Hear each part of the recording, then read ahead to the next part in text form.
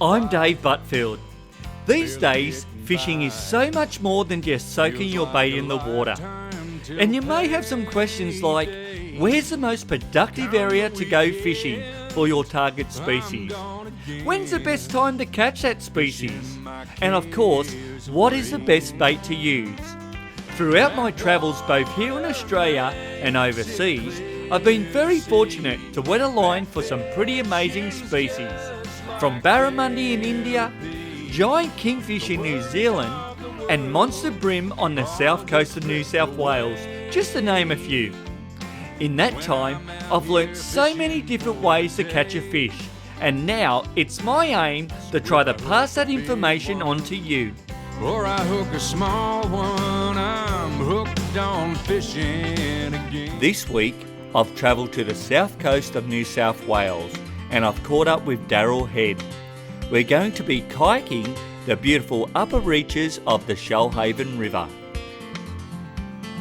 The Shoalhaven River rises at a height of 864 feet above sea level on the eastern side of the Great Dividing Range and stretches for 327 kilometres down to the historic Nowra Bridge. The river holds an array of different saltwater and freshwater species, and today we're going for the hard-hitting and famous Australian native bass.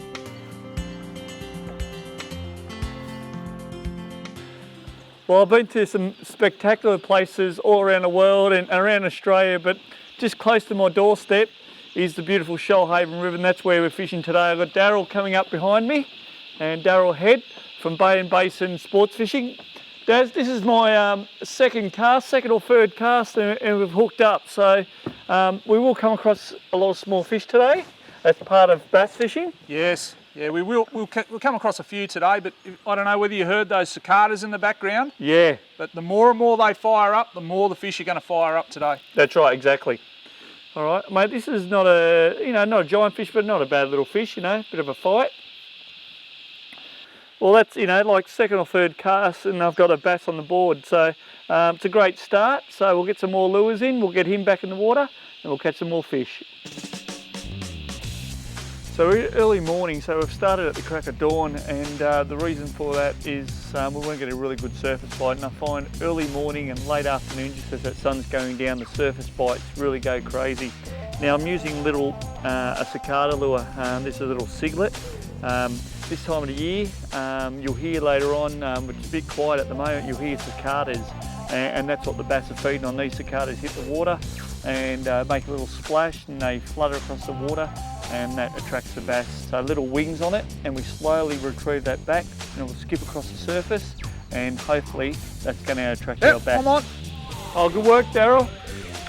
Mate, I just let my fish go. You can see the importance of getting it in nice and close to the bank. I barely moved that lure. Bang, it was gone. Any size to it? No, it's only a small one.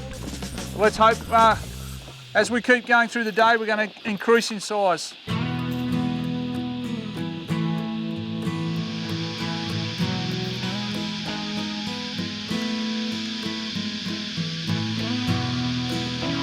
Daryl, it's amazing, some of these bass, they're like nearly the same size as the lure. Oh yeah, absolutely. They're so aggressive, these little fish.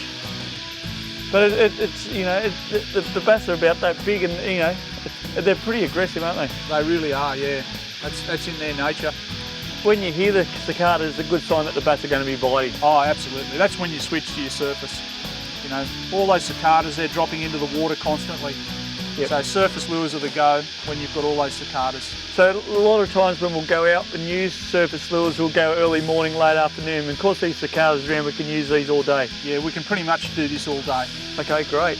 We want to try to get under that shady area of the tree. A lot of times the cicadas will fall off the branch, or we'll go in there. Right, so we'll slowly, just a little splash, pause, splash. And then give it a little run. Oh, there, like that. There you go, just like that. Beautiful, that's a better fish too. And it's not rocket science. I'm just hoping we don't lose that fish. It's not rocket science, but we're just imitating, the bugs and the food around here. I don't think he's a huge fish, but it was a great, well, not a bad fish. Probably the biggest one I've got so far this morning. And there we go, got our net. And beautiful. That was not a bad bass, and we'll get him out. Got to be so careful. These hooks are razor sharp, and I'll get these hooks out while I've got him in the net. It's a bit safer, and then I can hold this beautiful bass up. It's a little bit bigger. It's not the giant one, but it's probably the biggest one we've got so far this morning. And we've had a few little fish, and they're slowly getting bigger and bigger. And Daryl just said, as we get around the corner of this area, God, these cicadas are deafening.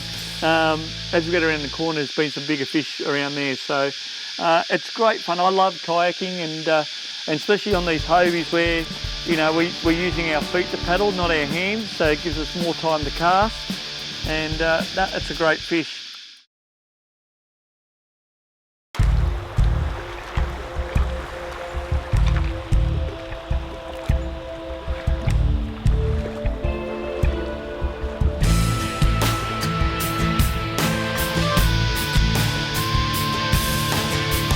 That's a nice little fish. They're definitely a bigger fish. Definitely a bigger fish. Oh, it's a nice bend in the rod. Yeah, I think it's a bit bigger, Daryl. There he comes. Yeah, definitely a bigger fish. Oh, look at that. You've made a sneaky lure change. Yeah, I did actually. Even though we've got a lot of cicadas around, we'll go a little bit deeper. There's a bit deeper water here, and Daryl said it's about a metre or so, mate. Yeah, about a metre. So I've just put a bet spin on with a soft plastic, and got myself a bit bigger bass. So it's a nice healthy looking bass. Definitely is, mate, definitely is. Well, you can go back in the water. Off you go.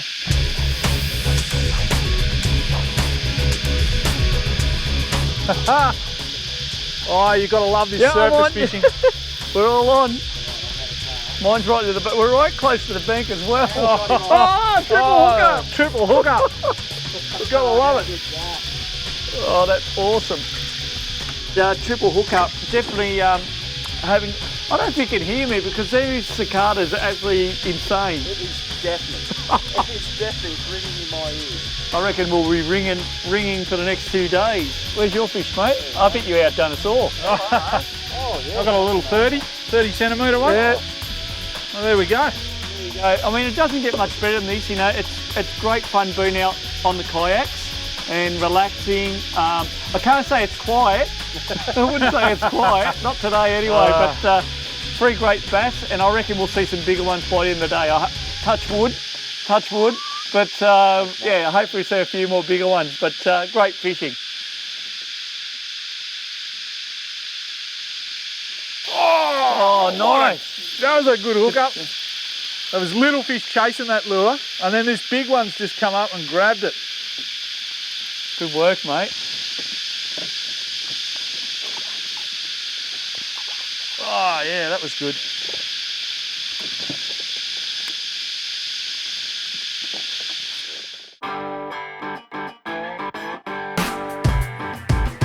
My name's Mick Benson from Benson Archery. Today we're going to look at the basics of archery, starting off with the 3 most common bows used.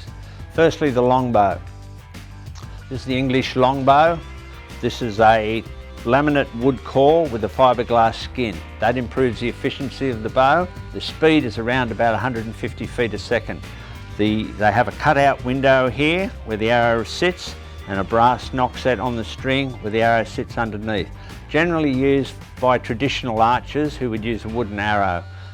They've been around for thousands of years and used not only for hunting but also in warfare. This is the recurve bow. This particular bow is a takedown recurve. It's got a wood core limb with a fiberglass skin, timber laminate handle, and it's cut away in the riser here. That's where the arrow will sit. You might have seen these bows at the Olympic Games. These bows have all been drilled and tapped to take all the accessories such as sights, stabilisers and arrow rests. These bows, because they take down, you can change the weight of the bow. They originally came out of Central Asia where the Persians and the Mongols would use them in warfare. In those days they were made out of horn and sinew, and because of their efficiency, as opposed to say the longbow, these will shoot at around 200 feet a second. Prices start from these at around $200, They're great for the family. They're a good fun bow, so the whole family can use the one bow.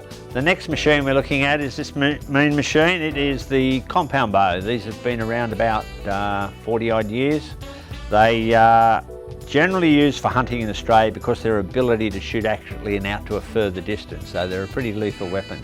These bows will shoot at speeds of up to 350 feet a second, so that's around about a football field in less than a second the arrow can travel. This particular one set up for hunting, it has a bow quiver which holds the arrows, a hood there to protect the hunter from the sharp heads. It has a biscuit which contains the arrow, a D-loop where the arrow nock sits into. It has a fibre optic pin sight with an LED light, and this has got multiple pins, 5 pins. Also has a stabiliser, and this is this little gadget on the front here which absorbs shock and noise. And this one's fitted with the laser sight, which is set up for around about a 20-metre shot. Most of your game shot is shot within around about the 20-metre mark, so between 15 and 25 metres is a good range for hunting. The compound bow can not only be used for hunting, it's also used for target archery. The other two bows, the recurve, generally used for target archery, and the long bow is used for traditional archery. So they're the 3 types of bows: the long bow, the recurve, and the compound bow. So if you require any more information, check out our website at bensonarchery.com.au.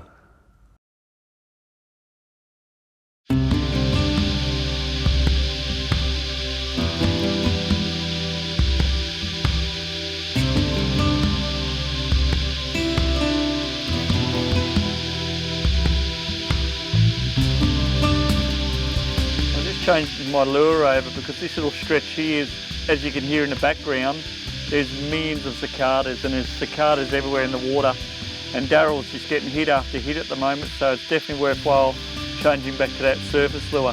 There's a lot of food around, and I just watch the cicada. It's getting hits everywhere. So you on, mate? Oh, I've just missed him. That was a really big hit. So yeah, so I'm going to put that lure back on, my little cicada, and hopefully it won't be long and I'll be getting a few hits like Daryl. Great fun.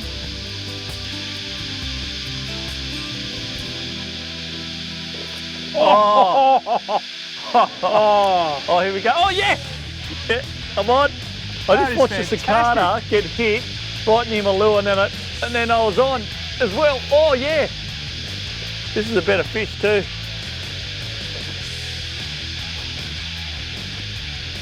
And it's funny how it changes. One little stretch, the deeper divers was working. We come to this area here where there was, so many cicadas and hitting the water, and you just have to change the lure. And that was my fault. This is a lot better fish. I'll bring it around. Now I'll scoop him up. And in he goes. Oh, nice fish. Yeah, better fish. So that was great fun. Just seeing that little cicada get hit. My lure went right near it, and bang, I was on as well. Just crazy fishing. Oh, straight on. He's on. Oh. Daryl's on as well. Only just hit the water and was taken straight away. All right, there's that lure. And there's our fish. We're definitely getting there. We are increasing the size of it. And that's probably, what, 27, 28, getting up near 30, somewhere around there. But great fish and great action, fantastic action. You don't get any better than that, and just paddling through here, it's just a mind-blowing scenery and mind-blowing fishing. Hello, mate.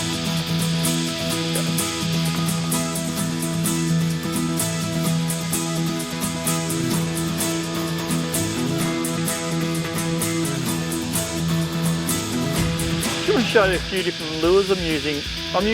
This one's called a AR custom lure. It's a little crank 35. It's got a tight little action, so I'm just doing a slow rolling retrieve, and he's just swimming along, and at the moment I think it's 2 casts, 2 fish, so I've been really lucky with this lure at the moment.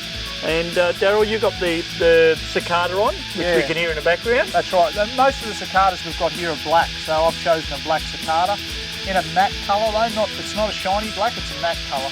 Okay.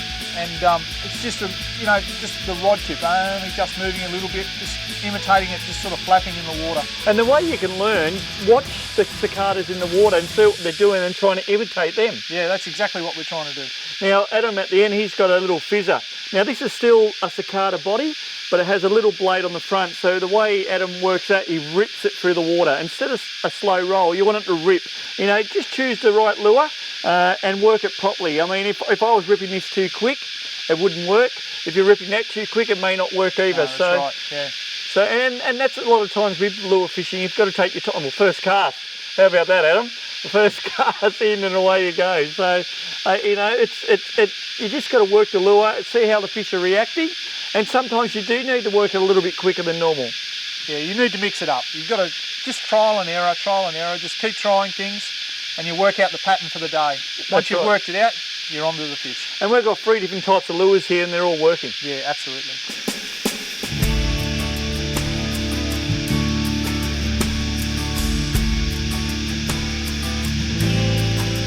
Oh, yes.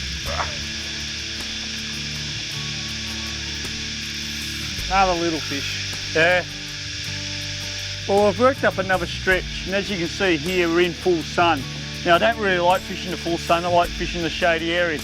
This stretch has got the sun straight over the top of us, so we haven't had much luck. A couple of little follows, but that's about it. So what we're going to do now, we're going to head back through the rapids and head back down to a couple of S-bends where we can find some shade and start working that area.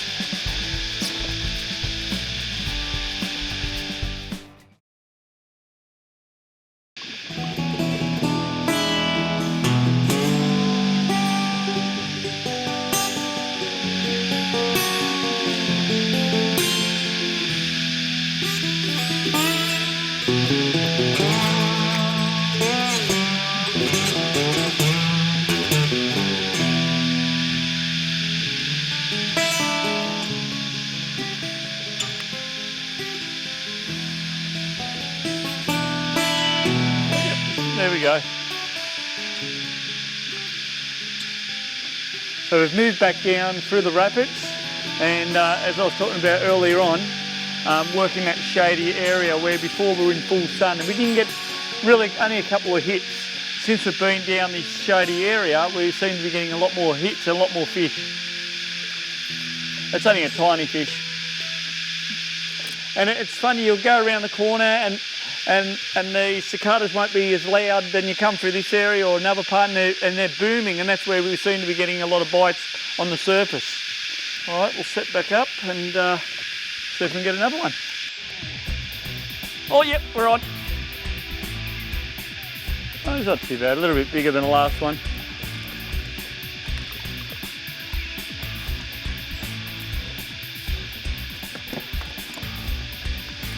There we go, out it comes. And just a little guy. Still good to see, nice and healthy stocks in here. So we'll get that off and you can go back in. See you later, buddy. And off he goes. Hey Adam, wasn't someone just having a giggle about your small fish you just caught? I believe they were. So someone was having a bit of a giggle, so I think we should have a look at Daryl's fish. That is the biggest bass I've ever seen, Daryl. Actually, you could use that fish as a lure. It's just about the same size as a lure. That's insane. Absolutely insane. They are a very brave fish, aren't they? And very hungry fish, yes.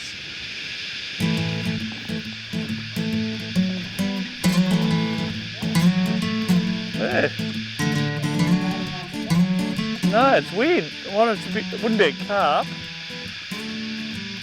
Caddy. Oh! There was a massive big eel, around about 5 foot long, that was hanging on the side of my bass. Yeah.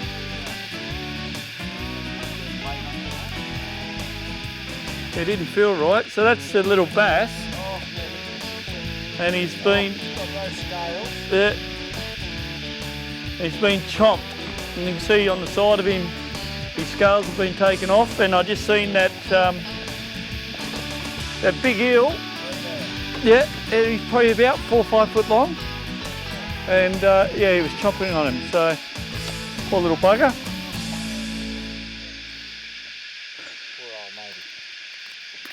No, he's off.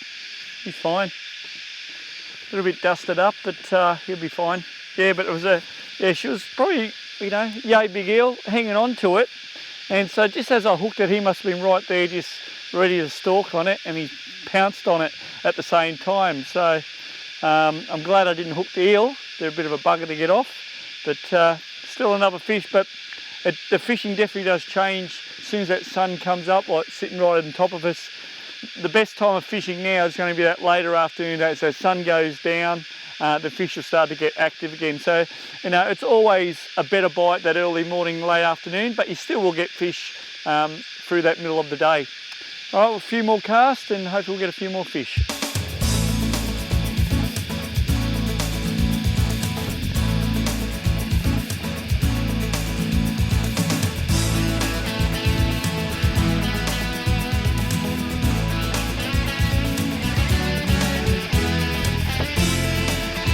Well, mate, what a fantastic day. It's starting to get a bit warm now, isn't it? Yeah, it is getting pretty warm now.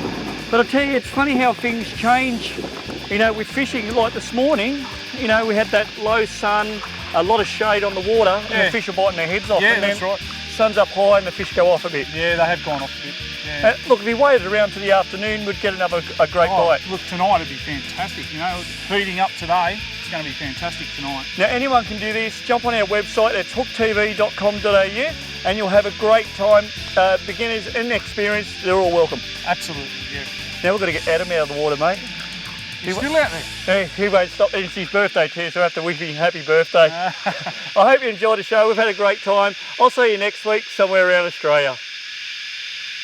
That water makes it clear to see that fishing's just like therapy. The worries of the world all just drift away when I'm out here fishing for the day.